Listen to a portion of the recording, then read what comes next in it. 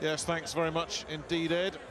It's sold out in this little arena, the Fox Theatre, at the Foxwoods Resort in Mashantucket. And there is Bad Chad Dawson, just waiting for the official ring introductions, which we're expecting any second now. Part of a rebuild this for Bad Chad, who's been there, former world champion. Most people have him in the past tense, washed up, finished. But he signed a deal with Al Heyman, the influential advisor, who's actually running American boxing behind the scenes. He came back in December against a club fighter and still clearly has some serious ambitions, but it's a tough road to a world title in the light heavyweight division. More of that later on. The fellow in the other corner, Cornelius White from Houston, Texas. Ladies and gentlemen, good evening and welcome to the Fox Theater here at Foxwoods Resort and Casino in beautiful Mashantucket, Connecticut for a great night of boxing action. It's all being brought to you courtesy of DeBella Entertainment and Showtime. Sponsored by Corona Extra, La Cerveza Más Fina.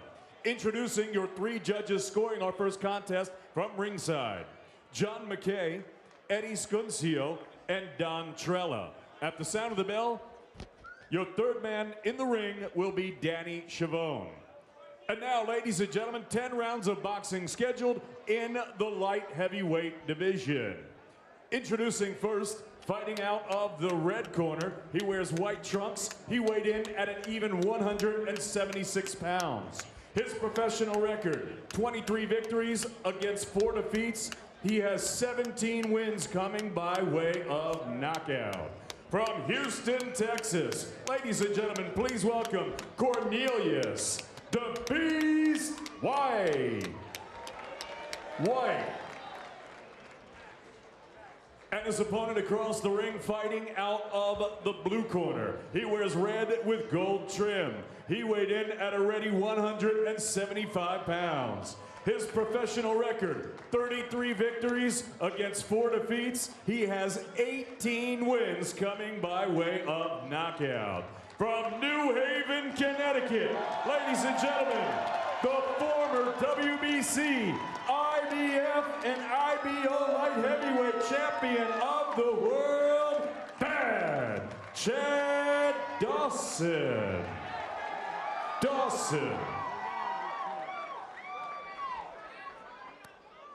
Bring it in, let's go. All right, fellas, you were given your instructions. I expect you to obey my commands at all times. Keep the bout clean, touch them up. Go back to your corners with luck. Scheduled for 10 then. This light heavyweight tussle. Good.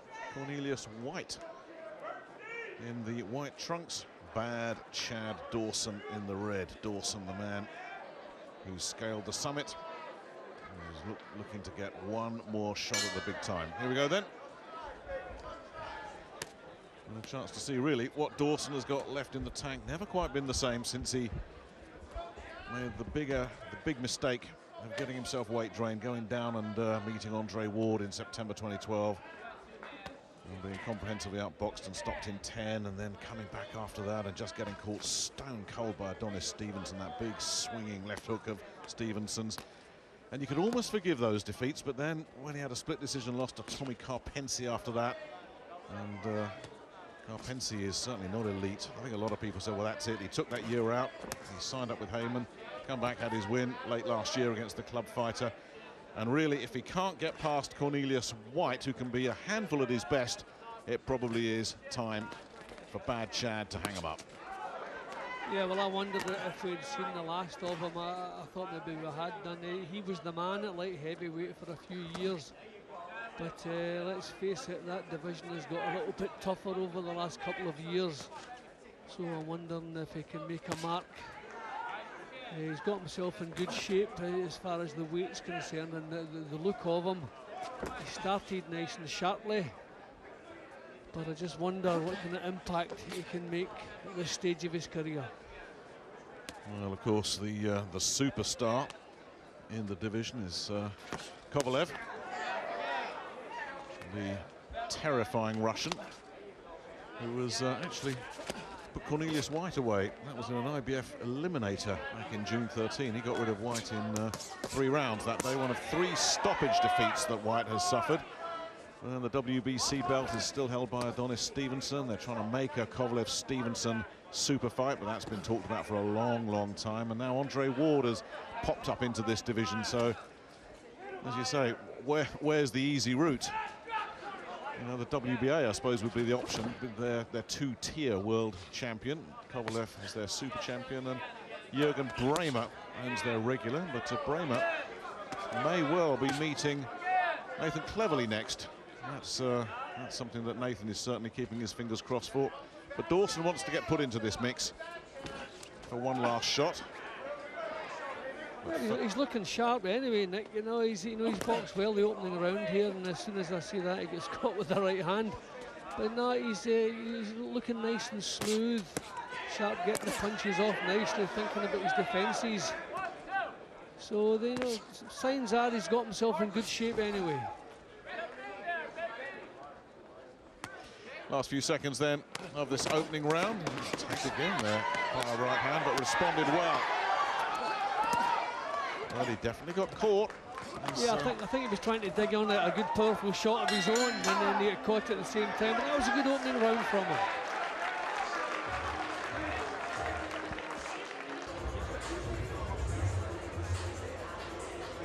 Yeah, as you say, Jim, decent opening round for Dawson, but a couple of right hands getting through from White that will give the Houston man cause for optimism. Yeah, he was moving around sharply, you know, thinking about defence most of the time. Letting some good shots go. Yep, looking nice and sharp. Round two then. Dawson, of course, will be thinking, this fella in front of me, this Cornelius White, could be a bit fragile. As I say, 3 stoppages. You're not going to hold Kovalev against him, but he's also been stopped by Donovan George and Thomas Williams Jr., who are not two of the division's more elite fighters. His other defeat was a points defeat against Marcus Brown, who boxed in the 2012 Olympics and has worked his way through. He's still unbeaten and has worked his way into the top 15 with all 4 sanctioning bodies. So you also feel that for White, this is last chance saloon if he's going to make any kind of impact at the top end of things.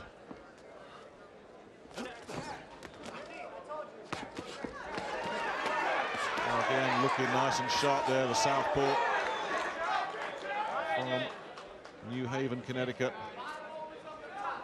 I think you said it earlier, Jim, he just looks a bit too sharp for White at the moment. Yeah, well, you expect him to be a class above White, but you know, it's good to see him at this stage in his career. You know, some of the little defensive moves there, that was quite impressive. And when he makes White miss, you know, he's trying to come back with counters, and he's looking to land some more solid shots, I think, now. Seems to be setting himself a little bit more.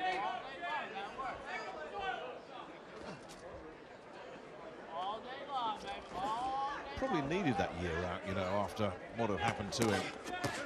Those defeats. Just have a complete break, recharge, rethink. To see how much ambition there was there. Looked to try and land the big counter left hand there. Couldn't quite pull it off, but that left speared its way through. And White taking a couple of risks here as he tries to apply some pressure. Yeah, well, standing off wasn't working for White. He's going to have to come forward, but the problem is, you know, sharp punches coming his way. He's going to have to take chances. Just walked onto the right hook there, White.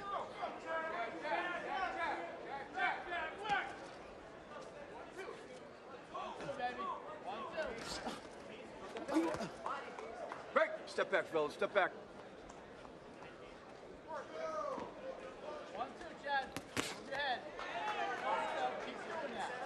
Yeah, pot shotting his way through here. Chad Dawson this second round inside the last 30 seconds, and again, defensively looking pretty sound.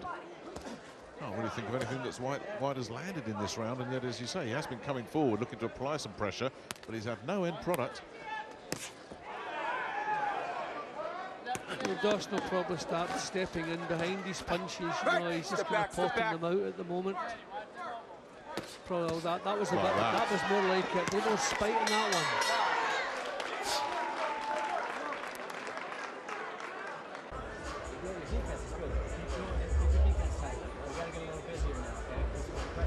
Yeah, some concerns in this corner. Seconds out. Bobby Benton and his team. because they made an adjustment in that second round. And it didn't work for them. Not at all. So round 3 of this 10-rounder. Former champ Chad Dawson in control here in the early going against Cornelius White. It's a good champ in his day, wasn't it? And it is almost ancient history, you think, in terms of Chad Dawson and his best days. I mean, they're nearly a decade ago now. Not a great champion, but certainly a very good one, wasn't he? Yeah, he couldn't get the big money matches. I think that's the reason he stepped down to face Ward, which was really a bad decision. You know, he was like an empty shell that night, but I think he was just trying to chase the money. You know, there were no super fights for him. I mean, him at his best, maybe against Stevenson or Kovalev would have raised some interest. But they just arrived a little bit too late. So he's trying to step in now and get a bit of spite behind the punches, which is good. He does have some good wins on his card, Dawson. At his best, he was a good operator. Yeah, it's a really solid body of work behind him. Names like Jean-Pascal, Bernard Hopkins, Antonio Tarver. He's mixed in very, very good company. At 33, I mean, it is a bit early to be writing the washed-up notices. Again, far too easy there for Dawson to evade the rather crude attack that came in there from Cornelius White. And it was signing with Al Heyman that was the eyebrow raiser. I mean, Heyman signs a lot of fighters, but it's fighters that he thinks he can do something with. So he clearly doesn't think Dawson is at the end of the road. The pressure continues to come from White. And again, Dawson doing a pretty decent job all round of just negating all this pressure that White is looking to apply here. Yeah, we need to see a little bit more ambition from White. As, you know, we don't want to see him accepting second place. You know, he's just kind of plodding after Dawson at the moment. He's going to have to try and sharpen up. You know, that's just too easy. That's just too easy for Dawson, that.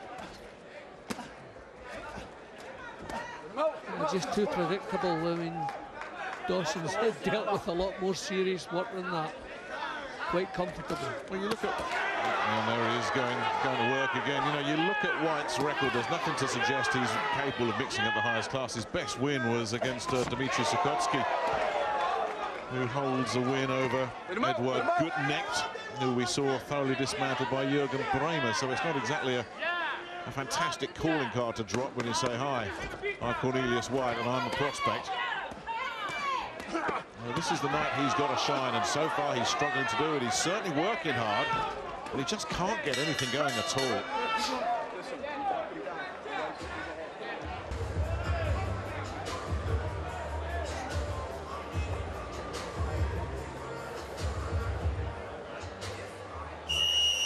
Seconds out, let's go.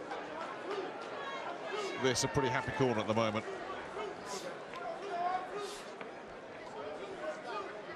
And that's why Dawson picking some nice shots. White unable to pick much of anything. And we are in round 4 of this 10-rounder. So the man from Houston, Texas needs to find something. Because Dawson's got himself in a nice, comfortable rhythm here. Boxing well behind that jab, bringing the left hand into play as well. And pretty much doing as he wants at the moment. Yeah, White has the look of a man who knows that every mistake he makes is going to be punished for it. So, you know, he's trying to be a little bit careful, trying to think his way close. Whereas I think maybe he should just be throwing the caution to the wind a little bit more and let some punches go.